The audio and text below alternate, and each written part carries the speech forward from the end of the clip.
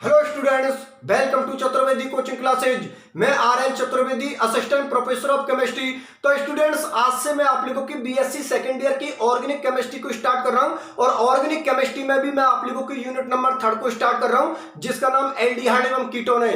देखो, मैं आप लोगों के लिए बता देता हूं, इससे पहले वाले लेक्चर में मैं आप लोगों के बीएससी सेकंड ईयर के कंप्लीट सिलेबस को बता चुका हूं। तो सभी स्टूडेंट बीएससी सेकंड ईयर के सिलेबस वाले वीडियो को जरूर देख लेना, क्योंकि उससे आप लोगों को पता लग जाएगा कि बीएससी सेकंड ईयर के सिलेबस में आप लोगों की कौन कौन सी यूनिट दे रखी है और उन यूनिटों में कौन कौन से टॉपिक दे रखे हैं। बात समझ में आ गई ना।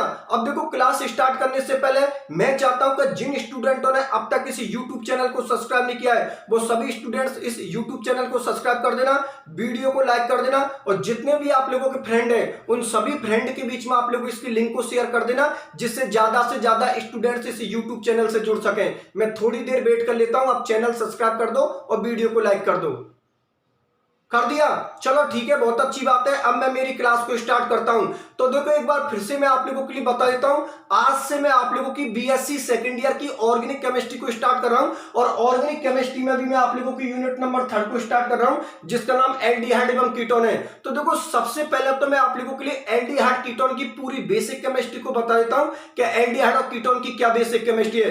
तो देखो, ये जो एल्डिहाइड और कीटोन होते हैं, ये दोनों ही कार्बोनाइल कंपाउंड होते हैं, क्योंकि इन दोनों के अंदर सीओ ग्रुप प्रेजेंट होता है। तो एल्डिहाइड के अंदर कार्बोनाइल ग्रुप की मतलब सीओ ग्रुप की एक वैलेंसी को तो हाइड्रोजन एटम सेट करता है और एक वैलेंसी को एल्किल ग्रुप सेट करता है, जबकि कीटोन के फॉर्मूले के अंदर सीओ ग्रुप की दोनों वैलेंसी को एल्किल ग्रुप सेट करता है, केवल फॉर्म एल्डिहाइड को छोड़कर, क्योंकि फॉर्म एल्डिहाइड के फॉर्मूले के अंदर सीओ ग्रुप की दोनों वैलेंसी को हाइड्रोजन एटम सेट करता है। मैं आप लोगों के सामने बोर्ड पर शो कर देता हूं। देखो, ये फॉर्मूला तो आप लोगों का किसका हो गया? एल्डिहाइड का, ठीक है ना। ये फॉर्मूला तो आप लोगों का कौन का हो गया? एल्डिहाइड का। ये फॉर्मूला आप लोगों को हो गया कीटोन का। ये फॉर्मूला आप लोगों का किसका हो गया? कीटोन का।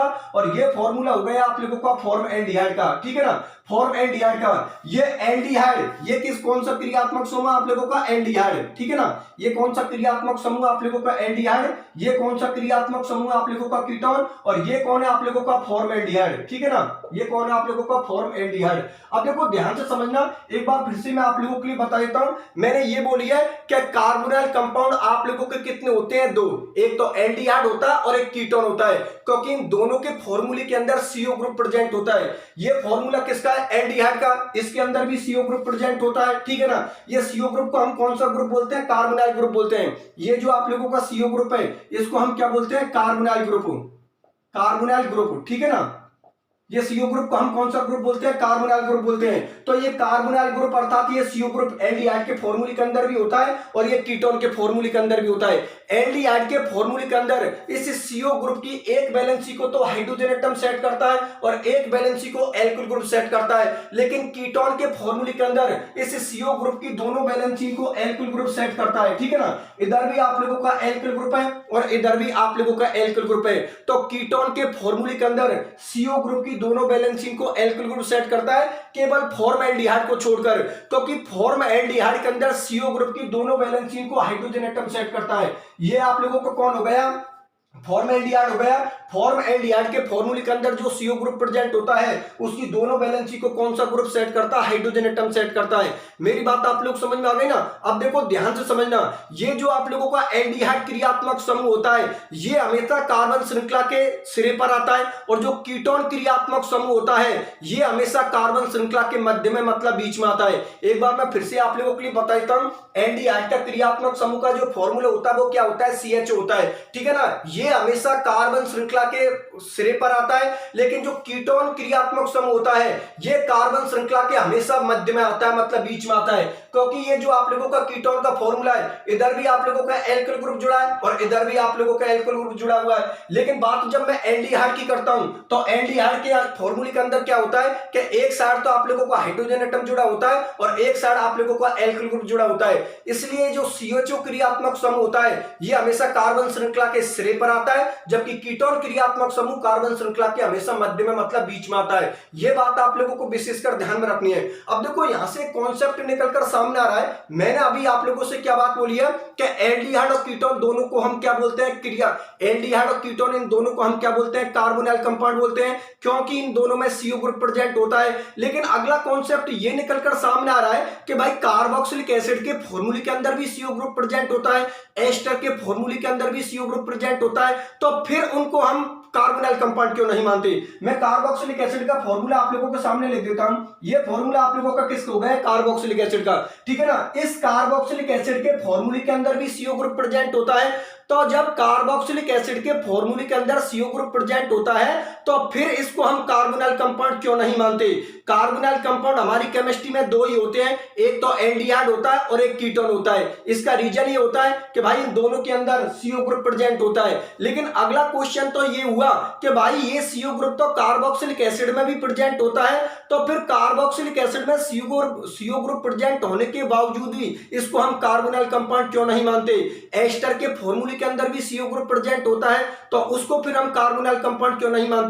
तो देखो इस कॉन्सेप्ट का जो रीजन दूंगा जब मैं आप लोगों के लिए ऑर्गेनिक केमिस्ट्री की यूनिट नंबर 4 पढ़ाऊंगा, वो यूनिट नंबर आप लोगों की 4th है, वो कार्बोक्सिलिक एसिड की यूनिट है, ठीक है ना। तो वहां पर मैं इस कॉन्सेप्ट का आप लोगों के लिए रीजन दूंगा कि कार्बोक्सिलिक एसिड में CO ग्रुप प्रेजेंट होने के बावजूद भी इसको हम कार्बोनिल कंपाउंड क्यों नहीं मानते। बात मेरी आप लोग समझ में आ गई ना। ऑर्गेनिक केमिस्ट्री की जब मैं आप लोगों के लिए 4th यूनिट पढ़ाऊंगा, 4थे नंबर की यूनिट पढ़ाऊंगा जो कि कार्बोक्सिलिक एसिड की यूनिट है, वहां पर इस चीज का रीजन दे रखा है कि कार्बोक्सिलिक एसिड के अंदर CO ग्रुप प्रेजेंट होने के बावजूद भी उसको हम कार्बोनिल कंपाउंड क्यों नहीं मानते। पहले तो ये बात होता है, ये बात आप लोग समझ में आ गई ना। तो कभी भी अगर कोई आप लोगों से ये पूछ ले कि कार्बोनिल कंपाउंड कितने होते हैं, तो आप लोगों का जवाब होगा 2।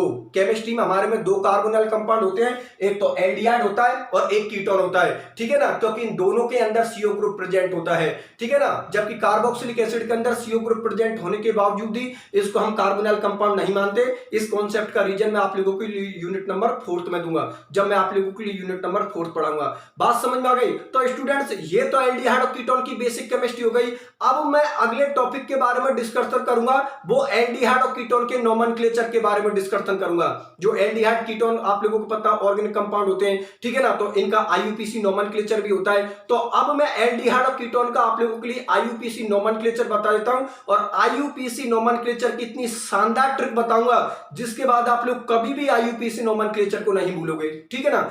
आज के बाद आप लोग मेरे वाले तरीके से ही ऑर्गेनिक कंपाउंडों का IUPAC पद्धति में नोमेनक्लेचर करना, क्योंकि अब जो मैं ट्रिक बताने वाला हूं IUPAC पद्धति में नोमेनक्लेचर की, वो बहुत ही शानदार ट्रिक है, ठीक है ना। तो ध्यान से समझ कर चलना, ठीक है ना, फिर आप आराम से कैसे भी ऑर्गेनिक कंपाउंडों का IUPAC पद्धति में नोमेनक्लेचर कर सकते हो, ठीक है। तो मैं अगली हेडिंग डाल देता हूं, नामकरण मतलब नोमेनक्लेचर। तो देख लो, नोमेनक्लेचर को भी कंप्लीट करवा देता हूं।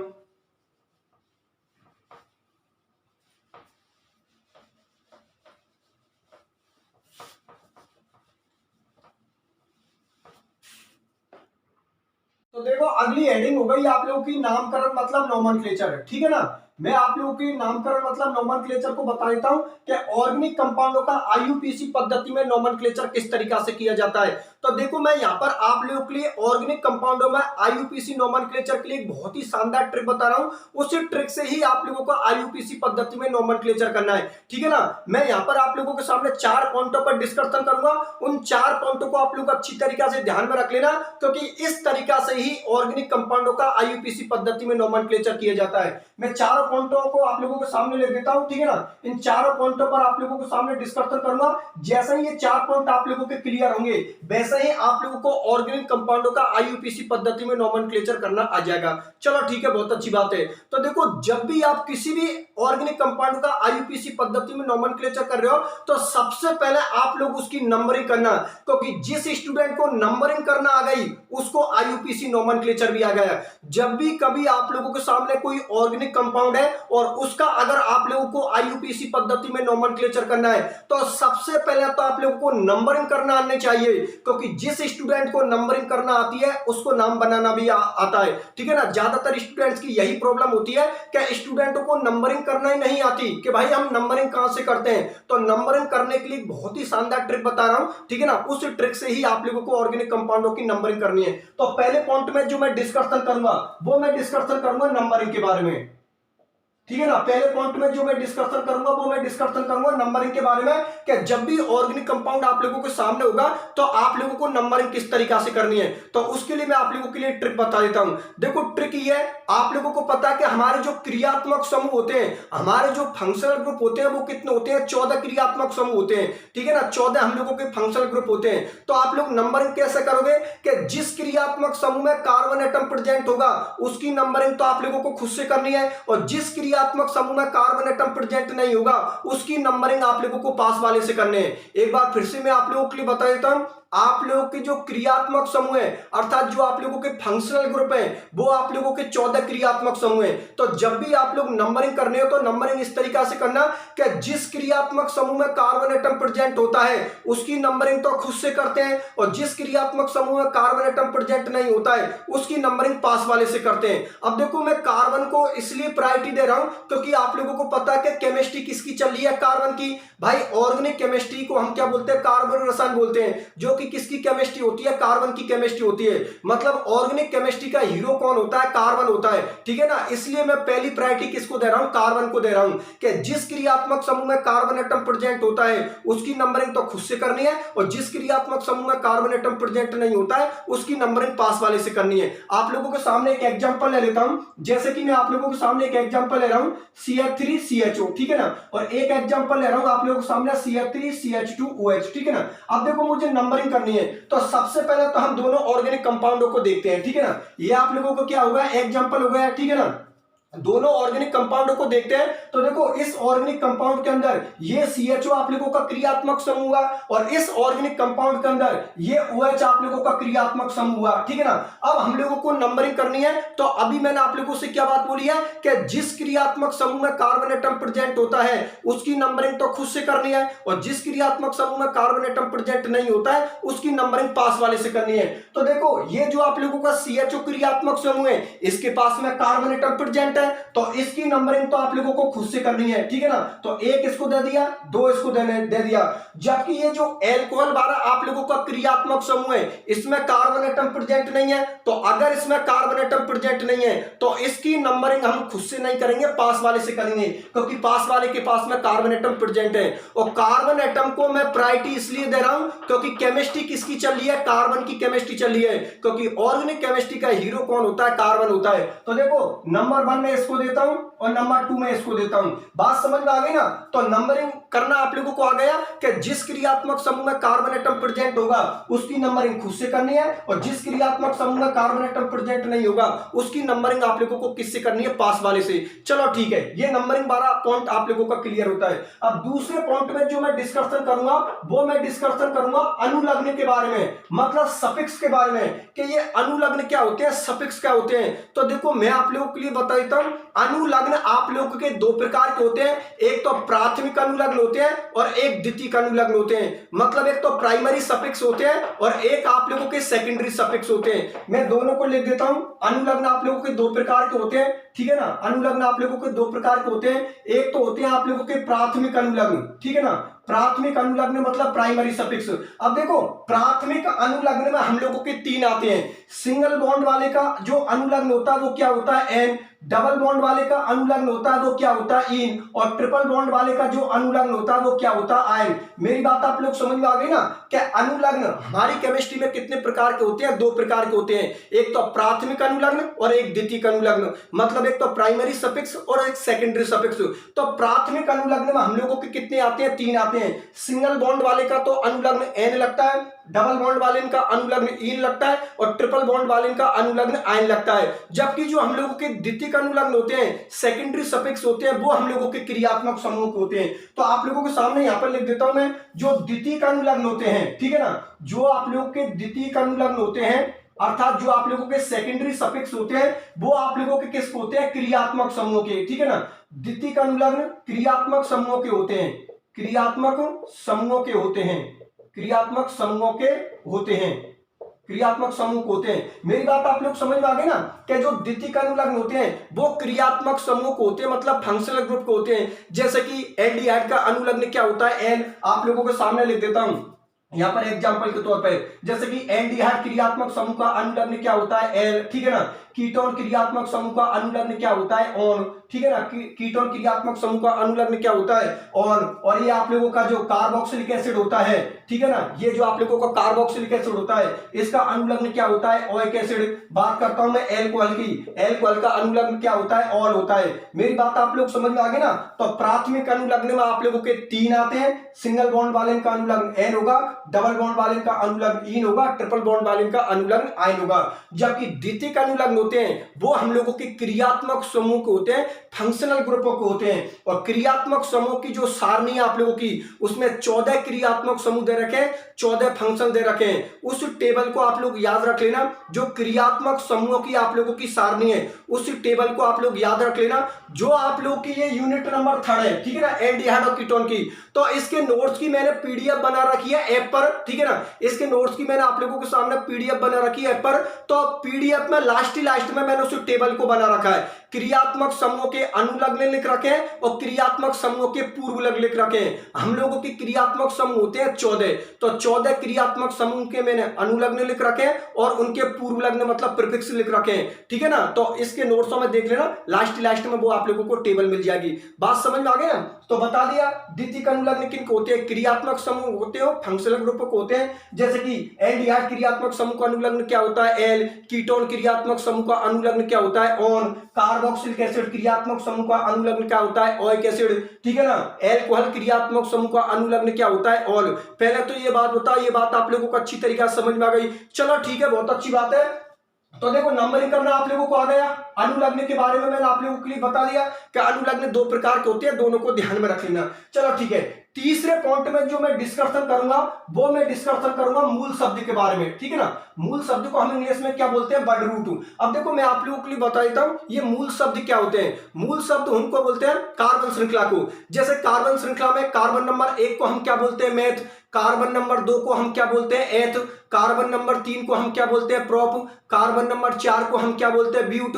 कार्बन नंबर 5 को हम क्या बोलते हैं, पेंट। कार्बन नंबर 6 को हम क्या बोलते हैं, हेक्स। कार्बन नंबर 7 को हम क्या बोलते हैं, हेप्ट। कार्बन नंबर 8 को हम क्या बोलते हैं, ऑक्ट। कार्बन नंबर 9 को हम क्या बोलते हैं, नॉन। और कार्बन नंबर 10 को हम क्या बोलते हैं, डेक। ये सभी आप लोगों के कौन होते हैं, मूल शब्द होते हैं, अर्थात वर्ड रूट होते हैं। अगर कार्बन की श्रृंखला में एक कार्बन काउंट हो रहा है तो उसको हम क्या बोलते हैं, मेथ। 2 को एथ, 3 को प्रोप, 4 को ब्यूट। इस तरीका से कार्बन श्रृंखला की आप लोगों की चेन चलती है।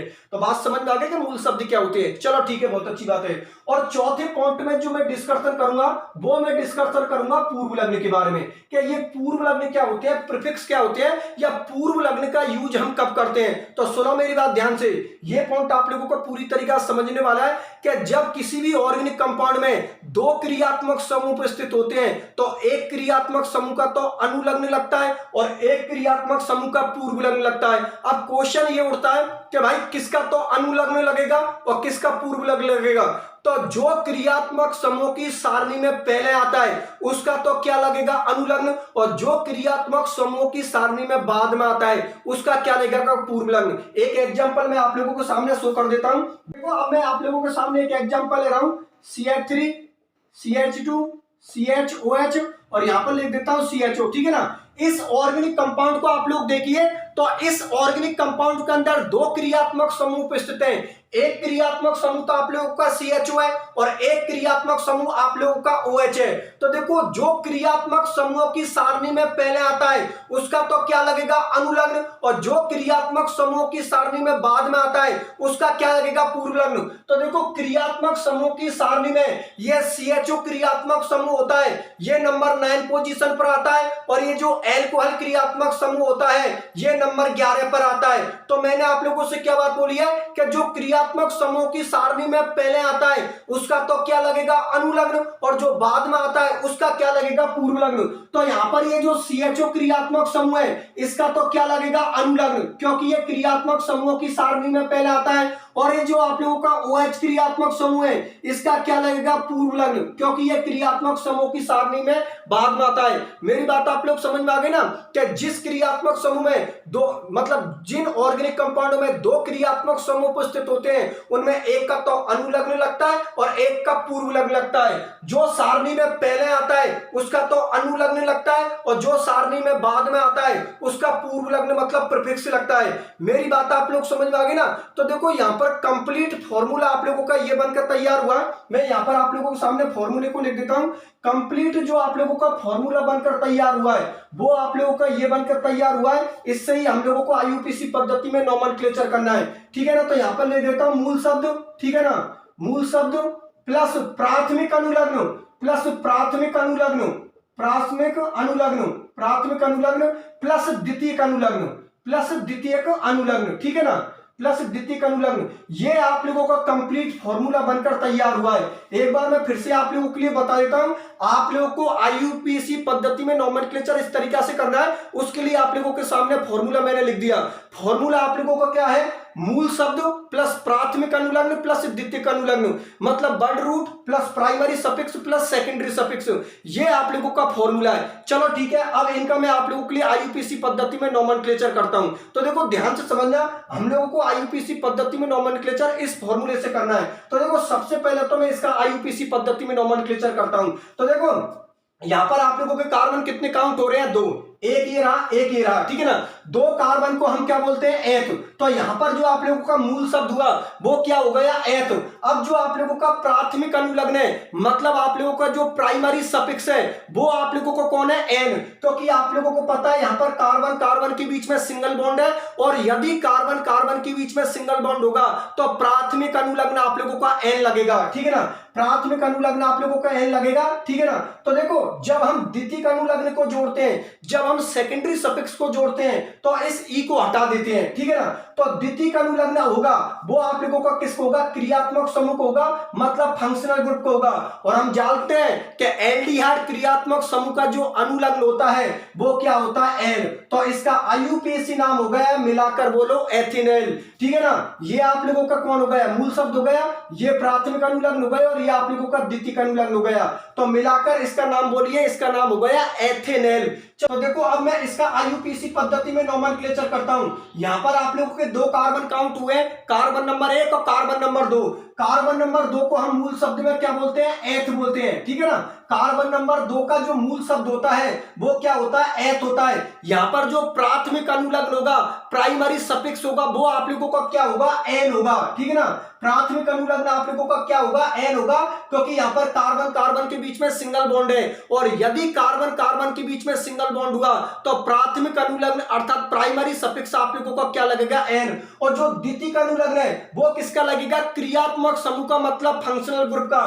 तो OH क्रियात्मक समूह का जो अनुलग्न होता है वो क्या होता है, ऑल, ठीक है ना। OH क्रियात्मक समूह का अनुलग्न क्या होता है, ऑल। तो इसका नाम मिलाकर बोलिए एथेनॉल। बात समझ में आ गई ना। ये आप लोगों का मूल शब्द हो गया, ये आप लोगों का प्राथमिक अनुलग्न हो गया और ये आप लोगों का द्वितीयक अनुलग्न हो गया।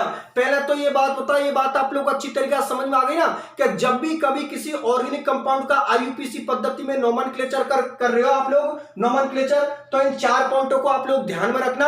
और एक फॉर्मूला मैंने आप लोगों के सामने बताया, इस फॉर्मूले से ही आप लोगों को IUPAC पद्धति में नोमेनक्लेचर करना है। फॉर्मूला क्या है, मूल शब्द प्लस प्राथमिक अनुलग्न प्लस द्वितीयक अनुलग्न मतलब word root plus primary suffix plus secondary suffix.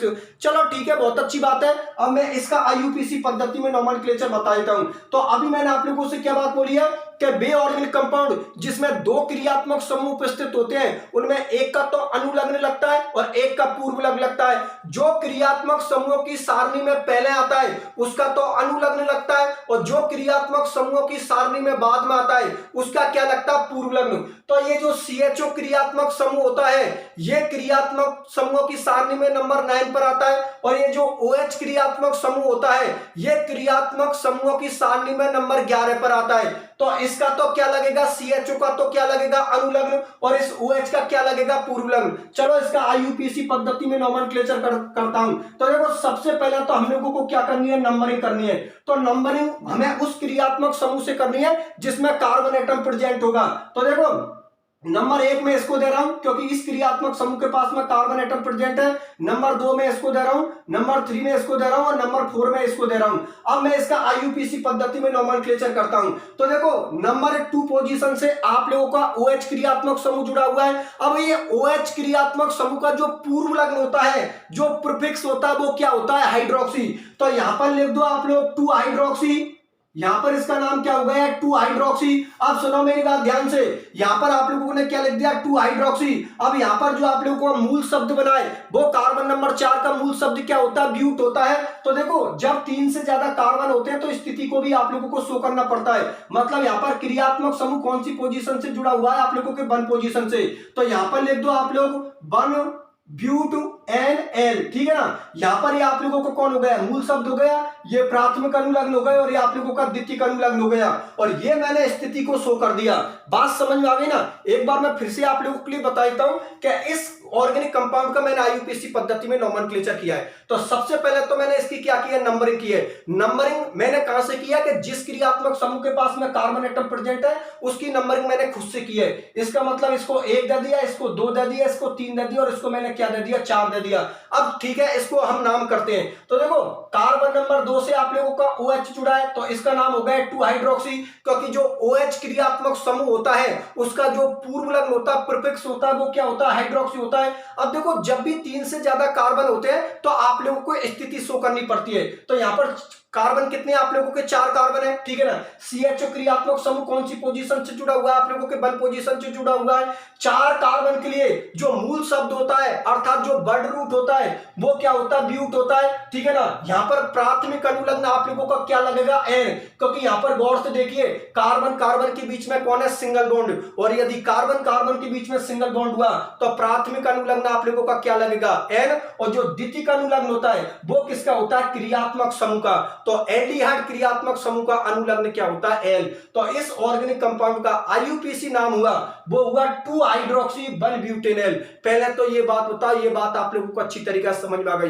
देखो एक बार फिर से मैं आप लोगों के लिए बता देता हूं क्या किसी भी ऑर्गेनिक कंपाउंड का अगर आप लोग IUPAC पद्धति में नोमेनक्लेचर कर रहे हो तो ये चारों पॉइंटों को हमेशा याद रखना, ठीक है ना। और इस फॉर्मूले को याद रखना, आप लोगों का कभी भी IUPAC पद्धति में नोमेनक्लेचर गलत नहीं होगा। ये मेरी ट्रिक है, इसी ट्रिक को आप लोग हमेशा याद रखना।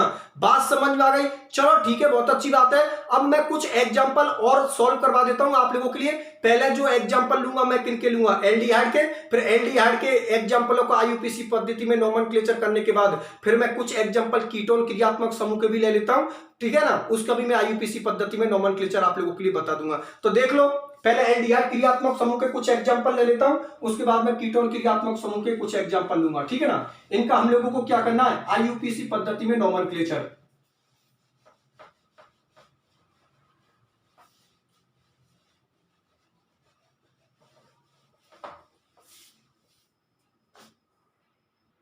तो देखो पहले एग्जांपल ले रहा हूं मैं एल्डिहाइड के, ठीक है ना। उसके पहले मेंबर को ले लेता हूं HCHO, ठीक है ना, HCHO। फिर मैं दूसरे मेंबर को ले लेता हूं CH3CHO, ठीक है ना। पहले एग्जांपल मैं किसके ले रहा हूं, एल्डिहाइड क्रियात्मक समूह के। इनका IUPAC पद्धति में नोमेनक्लेचर करते हैं, उसके बाद में फिर मैं आप लोगों के सामने एग्जांपल लूंगा कीटोन क्रियात्मक समूह के। चलो ठीक है, बहुत अच्छी बात है। अगला एग्जांपल आप लोगों का ये हो गया CH3 CH2 CH3, ठीक है ना। यहां पर ले देता हूं CH2 और ये ले लिया मैंने आप लोगों के सामने CHO, ठीक है ना। अगला एग्जांपल ले लेता हूं मैं आप लोगों के लिए CH3 CHOH, यहां पर ले देता हूं CH2 CH2 और यहां पर ले लेता हूं मैं आप लोगों के लिए CHO, ठीक है ना। अगला एग्जांपल हो गया आप लोगों का, ये मैं ले लेता हूं बेंजीन और इससे मैं किसको जोड़ देता हूं, CHO को जोड़ देता हूं। अगला एग्जांपल हो गया आप लोगों का, ये मैंने किसको ले लिया आप लोगों के लिए बेंजीन, उससे CHO को जोड़ दिया और इस पोजीशन से मैंने किसको जोड़ दिया आप लोगों के OH को जोड़ दिया। एक एग्जांपल और ले लेता हूं मैं आप लोगों के लिए, ये मैंने बेंजीन ले ली, उससे मैंने किसको जोड़ दिया, CHO को जोड़ दिया, और इस पोजीशन से मैंने किसको जोड़ दिया, CH3 को जोड़ दिया। अब इन सभी ऑर्गेनिक कंपाउंडों का हम लोगों को IUPAC पद्धति में नोमेनक्लेचर करना है। तो तरीका आप लोगों का वही रहेगा, वही 4 पॉइंट आप लोगों को याद रखने हैं। पहला पॉइंट आप लोगों का नंबरिंग का था, दूसरा पॉइंट आप लोगों का अनुलग्न का था, तीसरा पॉइंट आप लोगों का मूल शब्द का था, और चौथा पॉइंट आप लोगों का पूर्व लग्न का मतलब प्रीफिक्स का था। उसके बाद मैंने आप लोगों के लिए फॉर्मूला बताया था। फॉर्मूला आप लोगों का कौन सा, मूल शब्द प्लस प्राथमिक अनुलग्न प्लस द्वितीयक अनुलग्न, मतलब word root plus primary suffix plus secondary suffix, ये आप लोगों का फॉर्मूला था। चलो ठीक है, इनका IUPAC पद्धति में नोमेनक्लेचर करते हैं, ठीक है ना। पहले तो फॉर्मूले को लिख देता हूं आप लोगों के लिए। यहाँ पर फॉर्मूला था आप लोगों का मूल शब्द प्लस प्राथमिक अनुलग्न मतलब प्राइमरी सफिक्स प्लस प्राथमिक अनुलग्न प्लस द्वितीयक अनुलग्न, प्राथमिक अनुलग्न प्लस द्वितीयक अनुलग्न मतलब सेकेंडरी सफिक्स।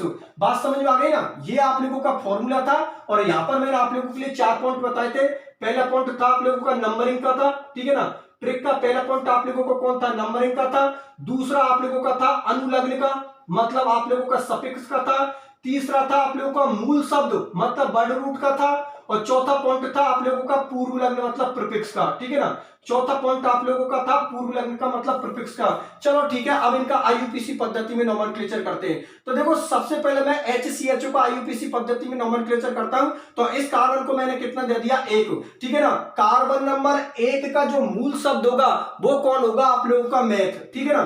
कार्बन नंबर 1 का जो मूल शब्द होगा वो क्या होगा, मैथ। प्राथमिक अनुलग्न क्या होगा, N, और जो द्वितीयक अनुलग्न है वो आप लोगों का क्या होगा, L। तो इसका IUPAC नाम हुआ आप लोगों का मेथिनल। बात समझ में आ गई ना। इस HCHO का जो IUPAC पद्धति में नाम होगा वो क्या होगा, मेथिनल। चलो ठीक है, इसका IUPAC पद्धति में नोमेनक्लेचर करते हैं। तो नंबरिंग कर दो। इस क्रियात्मक समूह के पास में कार्बन एटम प्रेजेंट है, तो नंबर 1, नंबर 2, ठीक है ना। कार्बन नंबर 2 के लिए जो मूल शब्द होगा वो क्या होगा, आप लोगों का एथ, ठीक है ना। प्राथमिक अनुलग्न आप लोगों का क्या होगा, एन, और द्वितीयक अनुलग्न आप लोगों का क्या होगा, एल। तो इसका IUPAC पद्धति में नोमेनक्लेचर हुआ एथेनल। इसको मिलाकर बोलोगे तो इसका नाम कौन हो गया, एथेनल। ये आप लोगों का कौन हो गया, मूल शब्द। ये आप लोगों का कौन हो गया, प्राथमिक अनुलग्न, और ये आप लोगों का कौन हो गया, द्वितीयक अनुलग्न। ये बात आप लोगों को पता होनी चाहिए कि जब हम द्वितीयक अनुलग्न को जोड़ते हैं, ठीक है ना, तो प्राथमिक अनुलग्न में से हम किसको हटा देते हैं, ई को हटा देते हैं। जैसे कि हम लोगों का प्राथमिक अनुलग्न एन था, लेकिन जैसे ही हमने द्वितीयक अनुलग्न को लगाया तो इस ई को हटा दिया, तो ये क्या हो गया, एन हो गया। बात समझ में आ गई ना। मतलब जब द्वितीयक अनुलग्न को लिखेंगे तो प्राथमिक अनुलग्न में से उस ई को हटा देंगे। बात समझ में आ गई। चलो ठीक है, बहुत अच्छी बात है। इसका IUPAC पद्धति में नोमेनक्लेचर करता हूं, तो वही नंबरिंग कर दो। ये आप लोगों का क्रियात्मक समूह रहा, इसको 1, इसको 2, इसको 3, इसको 4 और इसको 5। नंबरिंग हम लोगों की सही है। देखो जिस स्टूडेंट को नंबरिंग करना आ गई उसको नोमेनक्लेचर करना भी आ गया, क्योंकि नंबरिंग करने के बाद फिर केवल ग्रुप को लिखना ही तो है। जैसे कि मेरी नंबरिंग बिल्कुल सही है, अब मुझे केवल ग्रुप को लिखना ही तो है। कार्बन नंबर 3 से हम लोगों का मेथिल ग्रुप जुड़ा हुआ है, तो लिख दो यहां पर, क्या लिखोगे, 3 मेथिल।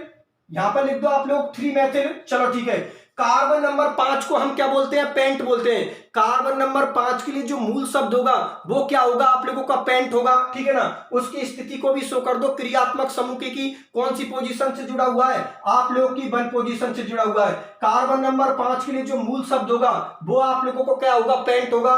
प्राथमिक अनुलग्न आप लोगों का एन होगा और द्वितीयक अनुलग्न आप लोगों का एल होगा।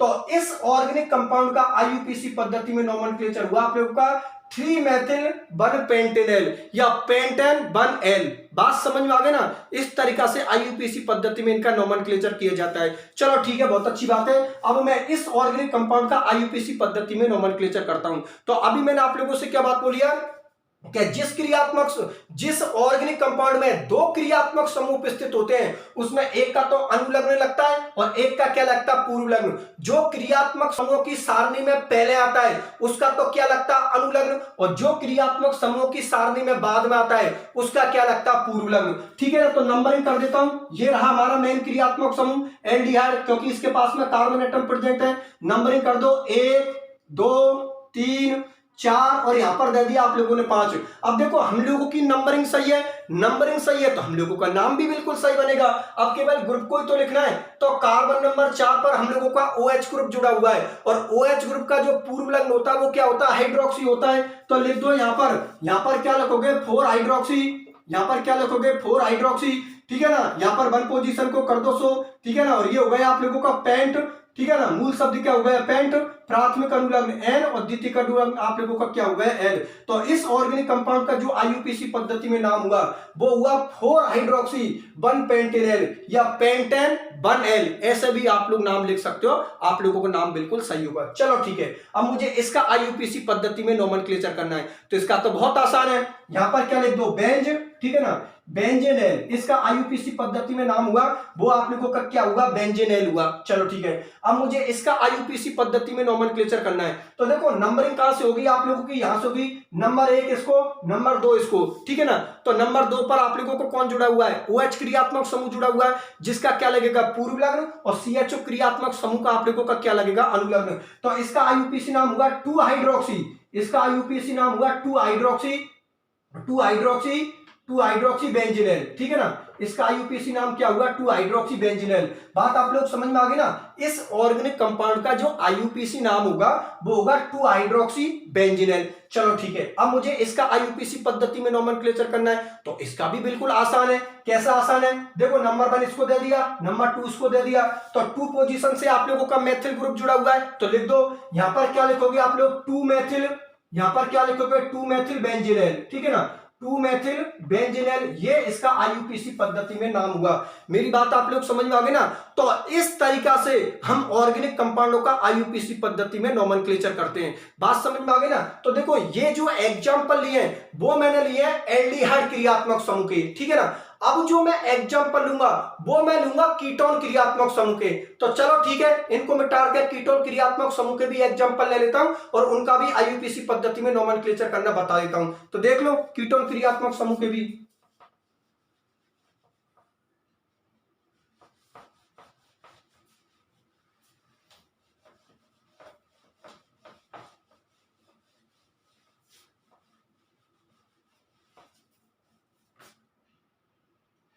तो देखो कुछ एग्जांपल मैं कीटोन क्रियात्मक समूह के भी आप लोगों के सामने ले लेता हूं।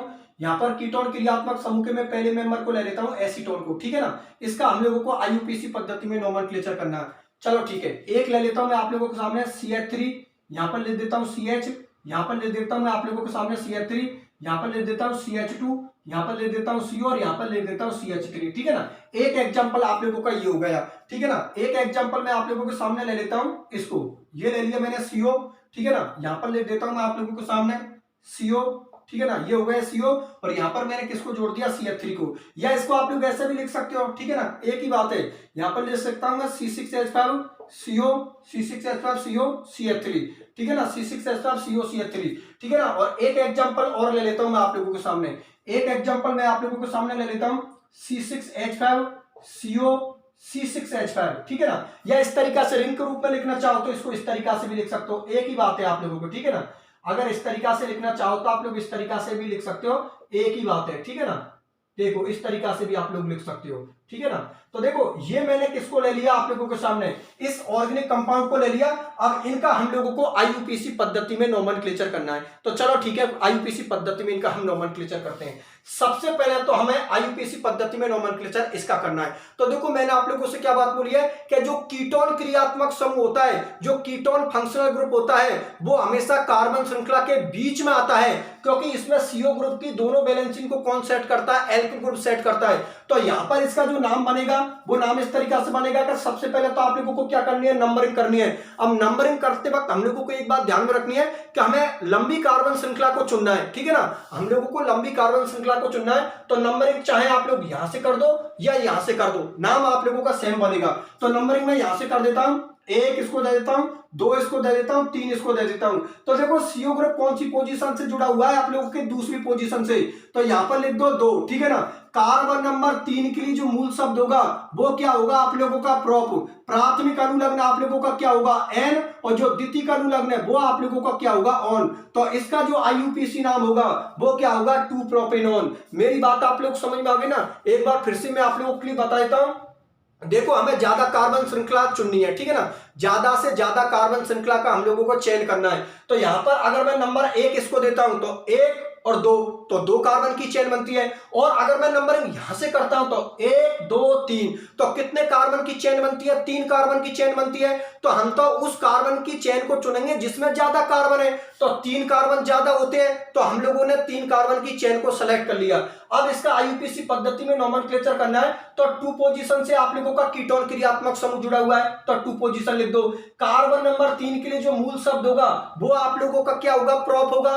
प्राथमिक अनुलग्न आप लोगों का क्या होगा? एन, क्योंकि यहां पर देखो कार्बन कार्बन के बीच में कौन है? सिंगल बॉन्ड, और यदि कार्बन कार्बन के बीच में सिंगल बॉन्ड होगा तो प्राथमिक अनुलग्न आप लोगों का एन लगेगा। कोई स्टूडेंट ये दिमाग मत लगा लेना कि यहां पर सर कार्बन और ऑक्सीजन के बीच में डबल बॉन्ड है। कार्बन और ऑक्सीजन की बात नहीं हो रही है। आप लोगों को पता है कि जब कार्बन कार्बन के बीच में सिंगल बॉन्ड होगा तभी आप लोगों का प्राथमिक अनुलग्न एन लगेगा, और यदि कार्बन कार्बन के बीच में डबल बॉन्ड हुआ तो प्राथमिक अनुलग्न आप लोगों का एन लगेगा, और यदि कार्बन कार्बन के बीच में ट्रिपल बॉन्ड हुआ तो प्राथमिक अनुलग्न आप लोगों का क्या लगेगा? एन लगेगा। बात समझ में आ गई ना? तो यहां पर कार्बन कार्बन के बीच में सिंगल बॉन्ड है, इसलिए प्राथमिक अनुलग्न आप लोगों का एन लगा है, और द्वितीयक अनुलग्न आप लोगों का किसका होता है? क्रियात्मक समूह का। तो जो कीटोन क्रियात्मक समूह होता है उसका जो अनुलग्न होता है वो क्या होता है? ऑन। तो इस ऑर्गेनिक कंपाउंड का जो आईयूपीएसी नाम होगा वो क्या होगा? 2 प्रोपेनॉन। बात समझ में आ गई? चलो ठीक है, बहुत अच्छी बात है। इसका आईयूपीएसी पद्धति में नोमेनक्लेचर करता हूं। तो देखिए इसका हम लोगों को आईयूपीएसी पद्धति में नोमेनक्लेचर करना है, तो हमें नंबरिंग उधर से करनी है जहां पर हम लोगों का क्रियात्मक समूह उपस्थित है, ठीक है ना। तो देखो आप लोगों को पता नंबरिंग में इधर से करूंगा, ठीक है ना, क्योंकि क्रियात्मक समूह हम लोगों का पास में आ रहा है, इसलिए मैं नंबर 1 इसको दूंगा, नंबर 2 इसको दूंगा, नंबर 3 इसको दूंगा, नंबर 4 इसको दूंगा, और नंबर 5 इसको दूंगा। अब देखो मेरी नंबरिंग बिल्कुल सही है। अगर मेरी नंबरिंग बिल्कुल सही है तो मेरा नाम भी बिल्कुल सही बनेगा, क्योंकि मुझे ग्रुप को ही तो लिखना है। इसलिए सबसे इंपॉर्टेंट पॉइंट अगर होगा आईयूपीएसी नोमेनक्लेचर में तो वो होगा आप लोगों की नंबरिंग। जिस स्टूडेंट को नंबरिंग करना आती है उसको नाम करना भी आता है। बात समझ में आ गई ना? क्योंकि नंबरिंग सही तो अब नाम भी सही बनेगा। तो लिख दो नंबर 4 से आप लोगों का मेथिल ग्रुप जुड़ा हुआ है, तो यहां पर लिख दो 4 मेथिल, ठीक है ना। नंबर 4 से आप लोगों का मेथिल ग्रुप जुड़ा हुआ है तो क्या लिख दो? 4 मेथिल। नंबर 2 पोजीशन से आप लोगों का कीटोन क्रियात्मक समूह जुड़ा हुआ है तो यहां पर लिख दो क्या? 2, ठीक है ना। कार्बन नंबर 5 के लिए जो मूल शब्द होता है वो क्या होता है? पेंट। प्राथमिक अनुलग्न एन और द्वितीयक अनुलग्न क्या होता है? ऑन। तो इस ऑर्गेनिक कंपाउंड का जो आईयूपीएसी नाम होगा वो क्या होगा? 4 मेथिल 2 पेंटेनोन, या ऐसे भी बोल सकते हो पेंट 2 ऑन। बात समझ में आ गई ना? इस तरीका से भी आप लोग इसका आईयूपीएसी पद्धति में नोमेनक्लेचर कर सकते हो। चलो ठीक है, बहुत अच्छी बात है। अब मुझे इसका आईयूपीएसी पद्धति में नोमेनक्लेचर करना है, तो देखो इसको आप लोग इस तरीका से लिख दो या इस तरीका से लिख दो, एक ही बात है, ठीक है ना। C6H5 आप लोगों को पता है यहाँ पर बेंजीन रिंग को शो कर रही है, एक वैलेंसी उसकी खाली है, तो आप लोग ऐसे लिख दो। रिंग में लिखना चाहो तो ऐसे हो जाएगा, और अगर रिंग नहीं बनाना चाहते हो, मॉलिक्यूलर फॉर्मूला चाहते हो, तो आप लोग इस तरीका से लिख सकते हो। दोनों को मतलब एक ही होता है। तो देखो यहाँ पर जो CH3 क्रिया, ये जो हमारा CH3 समूह होता है, यहाँ पर इसको हम क्या बोलते हैं? एसीटो बोलते हैं, ठीक है ना। इसको हम क्या बोलते हैं? एसीटो बोलते हैं। और इस पूरे ग्रुप को हम क्या बोलते हैं? फिनोल बोलते हैं। तो इसका नाम हो गया एसीटोफिनोल, ठीक है ना। इसका नाम क्या हो गया? एसीटोफिनोल। CH3 समूह को मैं क्या बोल रहा हूं? यहाँ पर एसीटो बोल रहा हूं, और इस पूरे ग्रुप को मैं क्या बोल रहा हूं? फिनोल बोल रहा हूं। तो इसका जो आईयूपीएसी नाम होगा वो क्या होगा? एसीटोफिनोल। बात समझ में आ गई? चलो ठीक है, बहुत अच्छी बात है। मैं इसका आईयूपीएसी पद्धति में नोमेनक्लेचर बता देता हूं। तो देखो अगर मॉलिक्यूलर फॉर्मूला के रूप में लिखोगे तो ऐसे लिख सकते हो C6H5CO C6H5, और रिंग बनाकर लिखना चाहते हो इस तरीका से लिख सकते हो। दोनों का मतलब एक ही है, ठीक है ना। ये मॉलिक्यूलर फॉर्मूला के बेस में लिख दिया फॉर्मूले को, और ये मैंने रिंग बना के लिख दिया। बाकी का दोनों को मतलब एक ही होता है। तो इसका आईयूपीएसी नाम क्या होगा? जैसे कि यहां पर मैंने CH3 को क्या बोला है? एसीटो बोला है, तो यहां पर मैं इसको क्या बोलूंगा? बेंजो बोलूंगा, और इसको तो मैं फिनोल बोल ही रहा हूं भाई। इस ग्रुप को तो मैं फिनोल बोल ही रहा हूं, तो इसको लिखना है। तो इसका आईयूपीएसी नाम क्या होगा? बेंजोफिनोन, ठीक है ना। इसका आईयूपीएसी नाम क्या होगा आप लोगों का? बेंजोफिनोन। पहले तो ये बात बता, ये बात आप लोगों को अच्छी तरीका से समझ में आ गई। ये आप लोगों का बेंजो ग्रुप हो गया, ठीक है ना। ये आप लोगों का बेंजो ग्रुप हो गया, और ये आप लोगों का फिनोल ग्रुप हो गया। तो इसका आईयूपीएसी पद्धति में जो नोमेनक्लेचर होगा वो क्या होगा? आप लोगों का बेंजोफिनोल होगा। पहले तो ये बात बताओ, ये बात आप लोगों को अच्छी तरीका से समझ में आ गई। ठीक है स्टूडेंट्स, फिर आज के इस लेक्चर में मैंने आप लोगों के लिए ऑर्गेनिक केमिस्ट्री की यूनिट नंबर 3 को स्टार्ट किया है और उसके पहले नंबर के लेक्चर में मैंने एल्डिहाइड और कीटोन की पूरी बेसिक केमिस्ट्री आप लोगों के लिए बताई है और एल्डिहाइड और कीटोन का मैंने आप लोगों के लिए आईयूपीएसी पद्धति में नोमेनक्लेचर करना बताया है कि एल्डिहाइड और कीटोन का या किसी भी ऑर्गेनिक कंपाउंड का हम आईयूपीएसी पद्धति में नोमेनक्लेचर किस तरीका से करते हैं। चलो ठीक है, बहुत अच्छी बात है स्टूडेंट्स, आज के लेक्चर को मैं यहीं तक रखता हूं। जुड़े रहिए मेरे साथ, मिलता हूं अगले लेक्चर में। धन्यवाद।